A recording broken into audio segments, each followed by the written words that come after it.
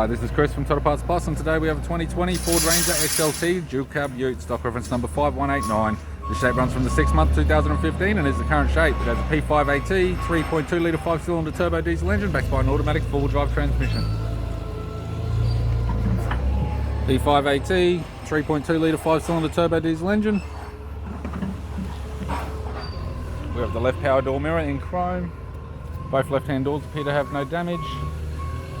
Factory sports bar with all bolts and brackets. Left-hand tail light. Factory fitted tow bar supplied with all bolts, brackets, loom and module with tow hitch. Driver side door trim.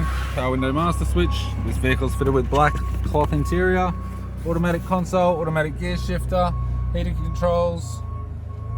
Factory touchscreen display screen, interior mirror, courtesy lamp, sunglass holder type, left hand sun visor, right hand sun visor, instrument cluster, and a tidy 3-spoke leather steering wheel with cruise audio and phone buttons.